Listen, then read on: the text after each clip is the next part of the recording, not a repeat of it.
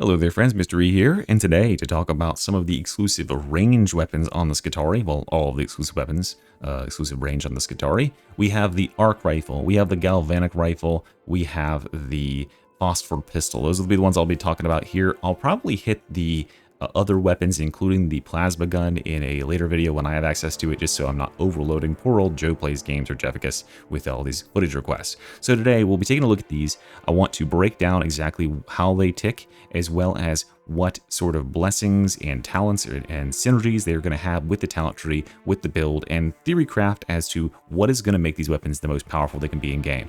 I think that overall these weapons all have a very powerful niche, at least one that they can sort of be slotted into, and between the three of them, there's definitely some that are more standout in terms of being standalone, sort of sidearms that don't depend on having a dedicated build, and there's definitely some that are going to really love having that dedicated build with the range focus. So let us start here with the Branx Mk IV Arc rifle. We do have some footage here, and let's go ahead and let it play, and I'll just sort of commentate over it. So the basic way this weapon works is that by attacking a target, subsequent attacks on that target will then arc to other nearby targets. And the first attack on a given target will electrify them. The next attack will arc off of them and hit another target, electrifying them. And then any subsequent attacks can arc off of those targets onto one further. And as far as I can tell, there seems to be a cap of about 3 total targets, 1 your primary and then 2 secondary, without any additional blessings. So there is an upper cap on the amount of targets you can hit with this thing. Overall, it does seem to be a weapon that emphasizes crit fairly heavily. It's about a 50% crit rate or a crit modifier. So when you're hitting on a crit, it's kind of a big deal. That's a fairly high number, especially for a decently strong baseline weapon. It does have kind of a slow fire rate, but this weapon has roughly 210 total ammo without any other upgrades. So what you'll see is that this weapon, it can go up to somewhere in the ballpark of having 250 total rounds when we have the other augments, such as the 10% ammo reserve aura and the 25% ammo reserve talent. And that, of course, would increase like the amount of damage you regenerate from certain reserve talents. And this is the weapon special, by the way, just bonking the hell out of stuff in front of you. I think probably useless, but pretty funny that you just bash enemies. And this weapon, I think, is going to have a very strong role at killing these sorts of enemies right here. So shotgunners and gunners and ragers, the type of like middle tier elites that appear in large packs in Havoc and upper threatening difficulties, these are what this gun is going to feast on, because it will jump and prioritize those targets nearby. It seems to always prioritize like the elite targets, especially ones that are armored, and wipe out multiples of them. And that's great because a lot of times with small gunners and elite gunners, they come like together. They're all right clustered together, and you can take out multiple at the same time, which is going to be much more efficient. Now, I think this gun overall is going to be very, very efficient because, of course, yes, it does have, 210 rounds. Every shot only takes one of those effective rounds, and it can hit multiple targets. But how should we build this thing? How should we build this up, and what talents are good with it in a second here? So starting off, of course, it's a range weapon, and it is not exactly known for its mobility, right? It's a pretty heavy weapon, as you can see there, pretty slow sprint speed already. We're not running and gunning with this thing, so we can go ahead and drop mobility, pump our stats into everything else, keeping this all nice and full. Arc efficiency here, by the way, if you're wondering, is going to increase the damage of the arc itself, as well as the angle that it can jump off at, meaning it can go like more obtuse, and then the range it can jump. So yeah, you can actually go quite a long distance at 4 meters. Or almost 5 meters. It's a really, really long way, as you saw there. So we'll talk about perks down here. As far as perks for a weapon like this, I think that this weapon is going to excel, first of all, with crits. Getting more crits on Skitarii are very solid. Crits on this weapon are going to be very solid, right? Because it's not only the primary target that is the, recipient of the crit, but subsequent targets also will get a crit if the primary attack crits. So it's a multiplied benefit. It gets multiple hits at that crit rate. So we like that. And so therefore 5% crit, but also this weapon is probably not going to be used into large targets. So crushers and reapers and stuff like that. Not exactly going to be our primary killing rounds for this weapon. It's sort of more tailored to those gunners, those middle tier melee elites, most of which have flak armor. So I think that the best second perk for this weapon would be a flak armor here, much like many other area of effect weapons like the flame staff, like the rumbler, where because there's so many weapons or enemies in this game that are typed as flak, you're just going to get a general big boost out of this. And if you can save one ammo, if you can kill these flak armored small gunners or medium gunners in one less shot, that's a big deal, honestly. So as far as blessings, we have quite a few to pick from here. And one thing that I think is really interesting, especially as I go into these today here, is that what they've started to do with weapon releases in this game with the new classes is they have nerfed certain blessings. You'll notice that a lot of these blessings appear on other weapons, but they are way different. They're generally vastly superior on other weapons, and then these new weapons have nerfed or changed versions of them. And I think this is a smart thing they could definitely do over time to tweak weapons' power levels. In my opinion, Patriarch has been far too generous with some of these blessings, putting insanely powerful talents like Blaze Away on a staff like the Blaze staff or the Purgator staff that's already one of the most powerful in the game. What we have here, though, is a reduced version of Blaze Away. And by that, what I mean is the typical Blaze Away has 8% strength for every 10% magazine spent, stacking 5 times for a total of 40% strength, which means after spending half of your mag, you are dumping, a crazy amount more damage. And over the course of the entire magazine, you're averaging a little more than 20%, right? It's like 25 to 27% extra damage that you'll get out of the entirety of the magazine. That's a really, really big deal. However, on this weapon, it's 3% strength only. So keep this in mind. It does seem like 15% strength. That's not half bad. However, you have to spend half the magazine to even get there. So for the first 10%, no buff, then you get 3%, then you get 6%, then you get 9, then you get 12, then you get 15, and that will take you a long fucking time, because this weapon, keep in mind, it only fires roughly 1.2 rounds per second. So it's going to take you, in order to shoot 20 rounds, that's going to be like somewhere in the ballpark of like 16, 17 seconds in order to get to that maximum stack. This is just not powerful enough to make it useful at all. Your average across the whole magazine is like really, really poor in terms of the damage added here. It's going to be somewhere in the ballpark of like 10% maybe. And that means you also have to fire continuously for that little benefit. Probably not worth it. Cavalcade, on the other hand, is definitely worth it. This is almost certainly going to be one of the strongest blessings on this weapon. As I said, crits with this weapon, the arcs will also crit. So you're getting multiple benefits there. This is also stacking 5% crit for every 10% fired. So every 4 rounds, you're going to get 5% more crit. 5% crit goes a long way. And with this blessing, you can achieve roughly 85% crit when you're taking other relevant crit nodes in the tree. And this is just going to be a powerhouse, especially combined with Charm Reload, which, as you might notice, is a variant on the same talent or the same blessing that appears on Ogun's Twin Link Stubber. So Charm Reload on that weapon is a 4-bullet reload. Why is it 4? Well, the Ogun has a terrible crit rate, right? So he has to shoot multiple times in order to get just even 1 to crit. But this class, since we can have an 85% crit rate, what does that mean? Well, effectively, if you even get an 80% crit rate with this weapon, then you are reloading 1 shot every time you fire 1 shot, 4 out of 5 shots, which is going to effectively turn your 40-round magazine into a 200-round magazine. You will not have to reload if you're using Charm Reload here and you're stacking crit. So yeah, if you've got these two together, I mean, your magazine is going to be like effectively infinite, which could be really, really cool, but a little bit ammo hoggy at the same time. But I can see it doing like some crazy damage if you're building into this. We also have a choice of Dum Dum here. Dum Dum would stack, it is also a nerfed Dum Dum, by the way. Normal Dum Dum is 6% close range damage. This is stacking 5 times, so 20% instead of 30% cap. Not that bad of a nerf, to be honest, and still pretty strong. Close range damage is definitely what this weapon will be used for, because the close range carries out to 12.5 meters, which is a long way. That's like close to medium range, and it isn't a sharp fall off either. There's a sort of a gradient. So you will be able to retain this buff a lot. And this also scales all damage you deal at close range. So if you've got any other effects that are going on enemies during this, those are also going to get scaled. So this does have a lot of potential. This might be a really good one as well. Enhanced Voltaic Arcs is one that I'll definitely need to do more testing with to figure out if this is at all going to be in competition. It comes down to whether or not you want to use this weapon as a broad spectrum, more jumps, more horde clear sort of weapon, or if you are more interested in just going for a few targets at a time.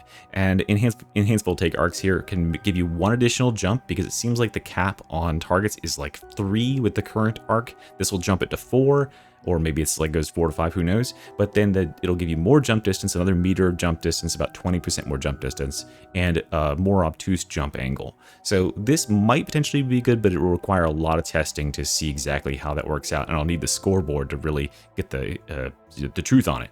Now down here we have some absolute dog water that I don't think anyone will really end up taking. Inspiring Barrage is super weak on this gun. 4% toughness for every 10% of magazine spent. Again, reminder, to spend 10% of your magazine, you'll have to fire 4 shots. Firing 4 shots with this weapon takes roughly 3 point something seconds. That's 1% toughness per second in the ballpark. That's miserable. And if you fired your entire magazine, you will get 40% toughness, which is terrible. This is really, really bad. I mean, it does scale up, right? You can get more if you stack more. But yeah, this weapon does not fire fast enough, and you would not want to shoot that much of your magazine at one time in order to get the toughness back from it. If you're going for an Inspiring Barrage, if you want to have the defense, just run the Shredder auto pistol, right? It's much faster at dumping its mag, therefore it's going to generate the toughness faster. This gets off to such an incredibly slow start, it's not worth it. No Respite is also probably not going to have the synergies it needs to be powerful. This on certain weapons can be powerful because it can scale up to 3 stages of stagger, meaning 60% extra damage. However, this weapon does not stagger, so unless you have something else in your kit that can provide stagger to enemies, or you happen to be running with like Ogrins and RBDs who are going to be constantly keeping stuff staggered, this is just generally not going to be getting its juice. There's not going to be juice that's worth the squeeze. Overwhelming Fire here, I am just befuddled reading this. This looks so incredibly weak, and I tried to kind of wrap my head around how maybe it might be like, you know, somehow justified in being so weak, but I just don't think there is. I think that this is just a very, very underpowered blessing here, and that does happen, right? There's weak blessings all over all certain guns. So 4% strength every 4 single target hits, that is miserable. You have to be hitting every 2 seconds. If you stop hitting, you'll lose the buff, and it stacks 5 times. So yeah, you'll get 20% strength after you shot a target 20 times. No thanks. All right, we're shooting half our mag to get 20% strength, and we cannot pause for even a brief moment. It's very similar to Blaze Away, but it has to be a single target hit. So you have to like keep, yeah, that sucks. So no thank you. And then Roaring Advance, I just don't think this is going to be at all relevant either. Being able to retain your full movement speed while you're continuously firing, I just don't think it's going to be relevant on this weapon because the base mobility of it is so low. I mean, it's not going to really. You're just going to be kind of ambling around, right? You can walk at full walk speed, sure, while it's active, but that's not exactly going to be anything worth anything on this weapon. So yeah, that's sort of what I think is, as far as the blessings that'll be relevant here, it's these 4. Cavalcade, Charm Reload, Dum Dum, and Enhanced Voltaic Arcs. And somewhere between them, there's going to be setups that are more viable for dedicated builds that'll be building around this weapon, and builds that are more sidearm focused, or there might also be builds that are like more multi-target versus single-target focused. But I think these are easily the strongest 4 in the weapon. Let's come down here and talk about the talent tree and where I think we might be finding some super, super powerful stuff with this talent tree. This weapon has some ostensibly very powerful synergies. Of course, we have advanced combat doctrines, as we'll come back to with all these weapons to check a look at how they'll work here. But notably, Rid of Ammunition Enumeration, which can give us 30% fire rate, and then Piercing Sight, which can give us 60% range cleave and 30% range critical strike chance. Remains to be seen if range cleave does affect the jumps of the arc, because as it does, you know, being able to hit more targets with the primary attack on the arc maul. Now over here we have advanced combat doctrines giving calculated priority. That's 25% damage when you get elites. This weapon could be very, very good at mopping up lots of elites, right? Because it can kill multiple shotgunners, multiple gunners at a quick time, which means also things like Galvanic Marking Ray are going to go super hard. Of course, you want to stack Ammo Cell Augury and get your ammunition deposit up here to get that reserve to be nice and juicy, because the reserve starts at roughly, I want to say it's like 170 something. So this can boost it up another 50 rounds, which is kind of a big deal. So we like that. And then as far as other stuff that's really good here, of course, weak spot damage is good in general, because this ability can make you hit headshots pretty much guaranteed. And this weapon is one of the better generators in terms of capacitance, because it can trigger all of these in some way. It can get you weak spot kills very easily. Hitting weak spots is fairly easy to do, especially when you have the auto aim and you can aim for heads. Then Flux Conduit crits, fairly easy to do with this weapon because it has high crit rates. And then Capacitor Reclamation Loop, hitting 3 or more enemies due to that arcing effect, is also on the table. So we can get all 4 of these to generate us a capacitance, and therefore we can keep more juice in our ability, because this can regenerate while it's active. And of course, that would synergize fairly well with other stuff too. Then we have the crit stuff, so more crit chance, regenerating stuff when we're hitting multiple enemies per attack, regenerating stuff when we're hitting crits. And then I think perhaps the most interesting stuff here is System Shock and Retribution Conduit, because System Shock can apply brittleness up to 40% to targets that get electrified. This weapon electrifies the targets that it is hit, including the targets of the arcing. So we can apply 40% brittleness to attacks, which will really, really scale, meaning we can probably actually burn down crushers and stuff, not that bad either. And targets, again, are electrified when they're hit, electrocuted when they're hit, so we can scale and get 25% additional damage versus electrocuted. If we are not using any abilities, if we have full charges, and when we do use it, it will go down to 10, but still, that's a nice big buff, keeping in mind that, right, there's no, like, even the basic buffs of the blessings here only scale to 15%. All these additive damage things are going to go a long, long way. So we can also get 10% damage for hitting these electrocuted targets. Yeah, very, very good stuff. So I could see this working as a dedicated weapon and doing some pretty good damage, because it seems to be pretty efficient at dealing its damage overall. Being able to shoot 250 rounds that all deal 400 damage to 3 different targets. That's a lot of rounds. That's a lot of effective damage. But you could also spec it into a sort of an electric build where you deal more damage to electrocuted enemies and really revolve around electrifying stuff. You could use it as a sidearm, I suppose, although I don't know how great that would be. So that's our arc rifle. Let's move on to the Galvanic Rifle here, and let me show you some gameplay footage of that. I think I've got it here somewhere. Galvanic Rifle. There it is. Okay, so let's check out the Galvanic Rifle and its general power level. Here we go. Okay. So this weapon is extremely, extremely strong headshot-wise, right? This is a carapace armored enemy, taking 650 on a basic headshot. That jumped to 1,000 when it was a crit. If you shoot a flak armored target in the head with this weapon, by the way, listen to this. Nice.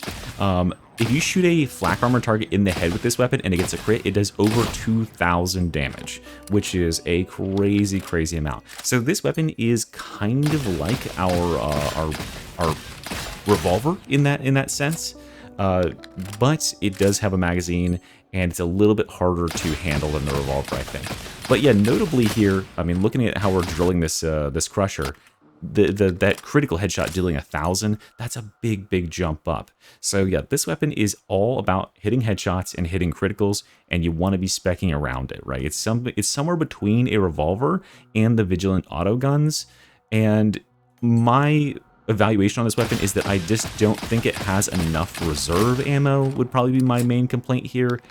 As far as would I use this weapon as a dedicated sidearm, I don't know. I still would probably find myself squarely in the revolver camp, just because revolvers are so quick to draw. But we do have a pretty good sight here. We can 2-tap. You see there the doing 1,700 damage on a crit headshot. Again, crits, a big deal with this weapon. So yeah, building around crit for this is definitely going to be very nice.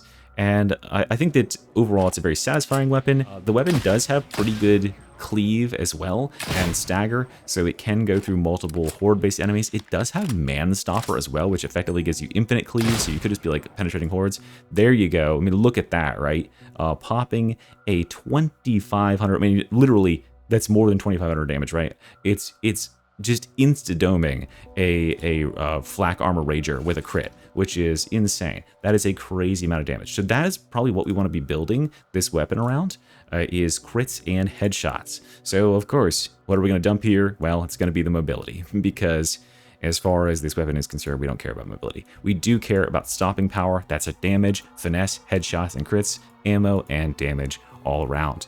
And then as far as blessings, we got some good ones here. Between the eyes, probably not, right? Expression immunity on weak spot hit, probably not all that important. I would rather take the first shot and then take my shots when I'm not suppressed. Deadly accurate, though, almost certainly is going to be devastating, especially if you can stack crit and hit weak spots. The reason this is nerfed, by the way, it's nerfed compared to the default deadly accurate, which is 100% critical weak spot damage. I mean, can you even imagine, right? Can you even imagine 100% critical weak spot damage with a weapon that does 2k base, you know, without this going on? So yeah, I think that this is just probably one of the better two blessings here. We have Glory Hunter down here, which is okay, I guess, but then we get down to some stuff that is potentially very powerful. Headhunter here. I think this is potentially the most powerful synergy between two on here, maybe barring one other one. But Headhunter, stacking 20% critical strike chance on weak spot hit until your next critical, you know, it's deterministic. You will get a crit if you keep hitting weak spot hits. And due to some of the critical stuff we can stack with a tree down here, it doesn't take long to guarantee the crit. So you'll have a fairly good shot, better than a coin flip of getting a crit on your first shot. Then you'll be even closer to guaranteed in your next, and then you'll be guaranteed in that third. That's disgusting, and we do have the ability to guarantee weak spot hits, you know, from just using our ultimate, if we want to use the auto aim ultimate. So these two together, I mean, obviously we're going to be doinking heads for bajillions of damage. And then we have some very interesting stuff down here. We could take weak spot hits, grant 35% cleave. I think this is pretty difficult to justify, though, because oftentimes when you hit a weak spot hit, the fact that it's higher and you're aiming through the head means that oftentimes it's hard to hit multiple targets behind that. Manstopper, though, giving more stagger, and this is effectively infinite cleave. The only things it doesn't go through is carapace and bulwark shields. So Manstopper, if you crit, you'll go through everything. If you've got a huge ass long line of like shotgunners or gunners and you just shoot through them, this would hit them like a fucking railgun. So that would be amazing. And of course, because it's a crit, right, it's going to be hitting really, really hard on all of them, equally distributed. So this could potentially be really, really good if you wanted to like hip fire this bad boy at chest level or something. Down here, opening salvo, I guess 20% strength, but I tend to think that speccing into getting a crit is going to be a much bigger deal. And then pinpointing target, a massively nerfed pinpointing target, down from 8% every 0.4 seconds stacking 5 times to 2.5%. Womp womp. That's only 12.5% strength. No, thank you. And I have to wait, what, 2 whole seconds to get that buff? No, yeah, poop. Not doing that. Trick Shooter, though, could potentially be very strong here. Up to 30% total strength on chained weak spot hits. You can't miss a shot, otherwise you'll reset your buff, but 30% base strength on this weapon, not half bad, especially when you consider the fact that chaining weak spot hits when you have an auto aim ability is going to be significantly easier. So I think those are your 3 choices here. Well, we might also do Manstopper, but Deadly Accurate, Headhunter, something with Manstopper, maybe there's some sort of meme build to be found here, and then Trick Shooter. And of course, you can either have cracked aim or you can play with advanced combat doctrines here. Another weapon where rate of ammunition enumeration and piercing sight are going to be awesome, and of course, calculated priority. This weapon also, one of the downsides is it does have that slow reload. However, Advanced Combat Doctrines is built for that. Reloading pauses the timer, pauses the drain, so you are not penalized for having a slow reload, which is awesome. This weapon doesn't benefit so much from the ammunition restoration pod or really these extra ammo reserve things, because its reserve is only about 70 ammo. It is in the same ballpark as the revolver, where it has powerful single shots. However, it doesn't carry very much ammo around with it.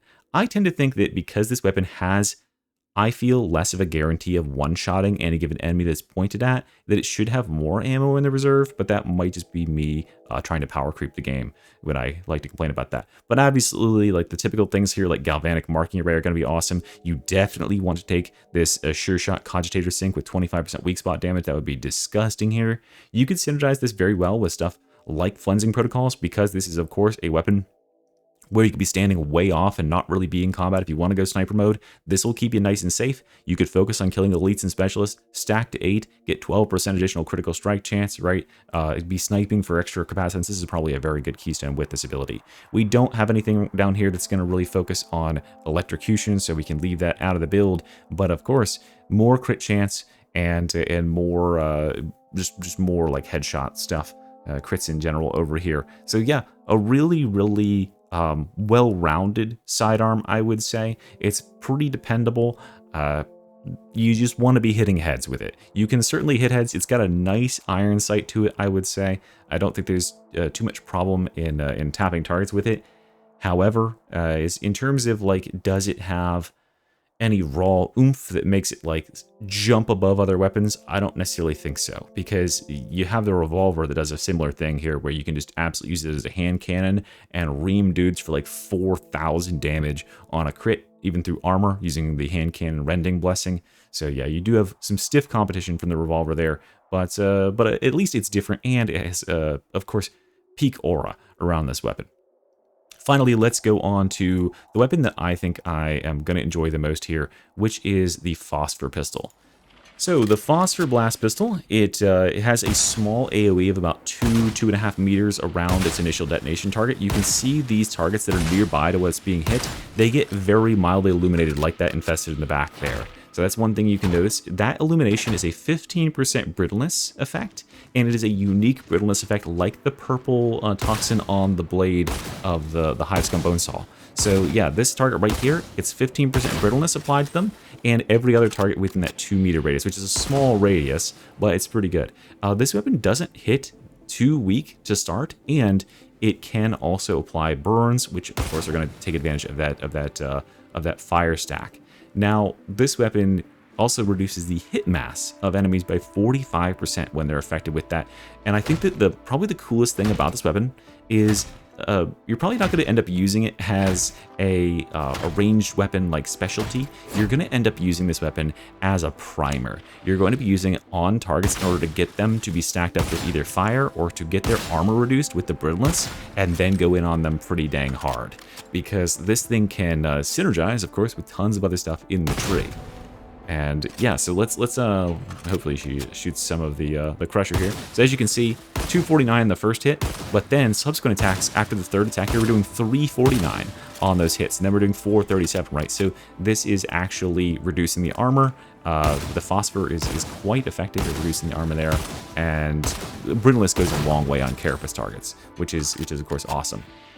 So, in terms of what this weapon can do, I think that it has some very useful effects. I think that this is easily the weapon that will slot the best into builds that want to do combos or want to have unique mechanics. This is a boss-killing dream because it can apply brittleness, it can apply extra damage taken on these bosses, and it can stack fire, which is really good, as we'll talk about in a second.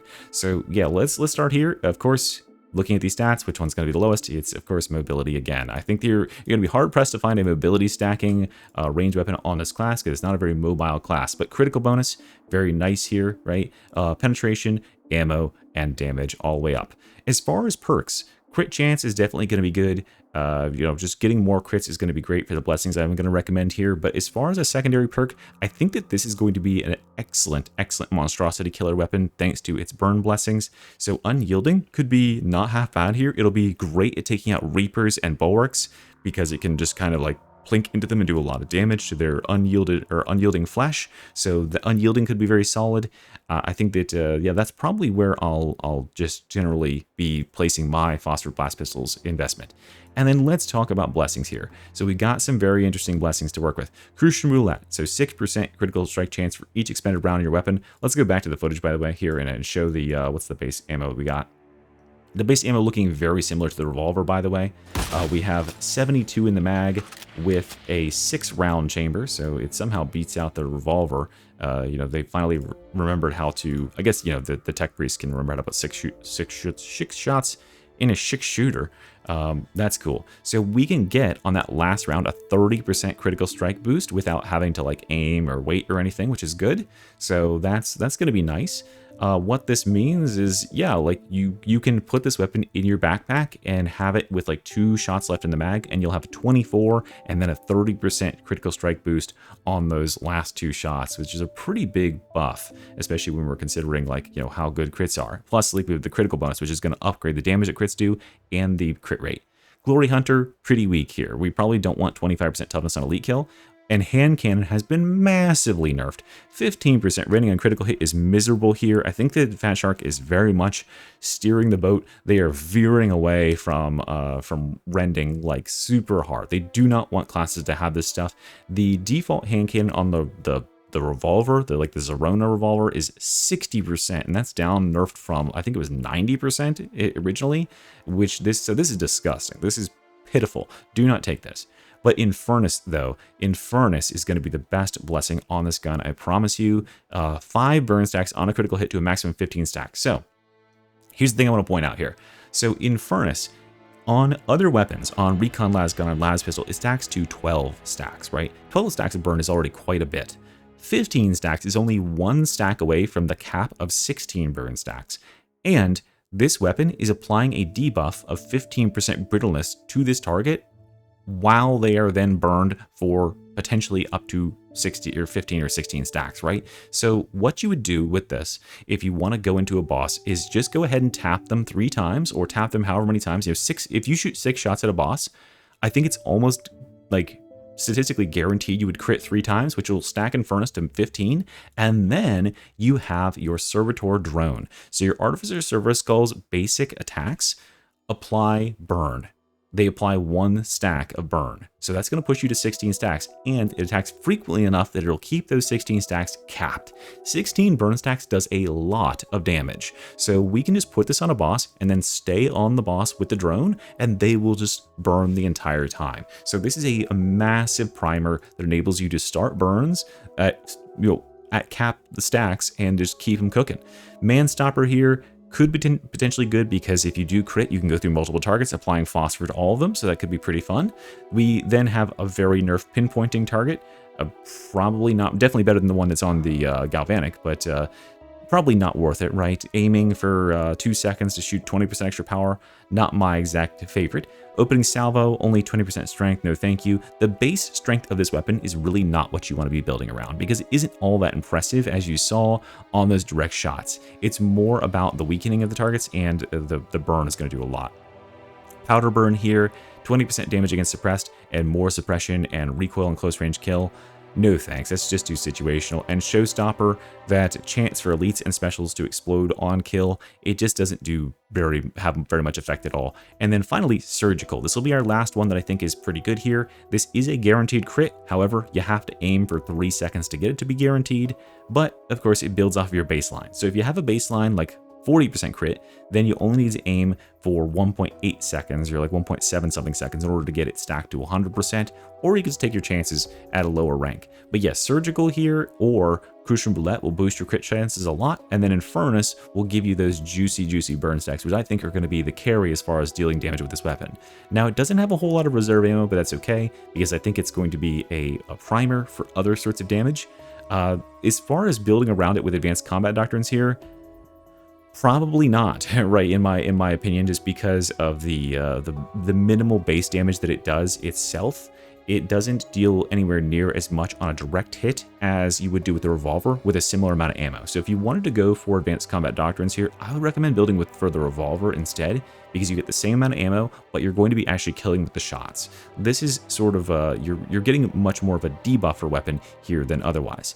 However, this weapon is going to be really good at just generally synergizing with other stuff. So we could prime targets up and then hit them with Cord Claw Strike in order to just get a bunch of extra damage. We could just prime them and then get Weakness Analysis Doctrine on here, because they're going to be burned, right? This is a weapon that can synergize with a ton of stuff in the game, and just generally is going to be the best all-around pick if you don't really need your secondary weapon. So I have a build set up where my de facto way that I'm going to be playing is just kind of bonking stuff with the maul, and so I don't really care what my secondary is. I'll use it to snipe specials, and I'll use it to whatever I need it for. And so I chose the Phosphor pistol here, because it can really, really weaken bosses and do a ton of burn damage over time to them. And that was just why I kind of slotted it into that slot, is because, yeah, it's going to be good. But as far as like what I would be speccing here, I don't think this is a weapon where you want to be building around it. I don't think this is going to be a weapon that's powerful enough on its own to sort of define builds. But we'll talk about some of those weapons that I think are going to be really, really good for building around in the days to come. But that is what I have to show you here for today. I think that we have some very interesting tools to play with for this class. Hopefully you've seen with the last two. I can't wait to make more detailed breakdowns on these as we refine the meta. But hopefully this has been helpful. Hopefully it's directed you towards what you might want to be seeing in the days to come. And yeah, let me know what you want to see next in the comments below. Thanks for watching, guys. Mr. Reality here. Bye bye.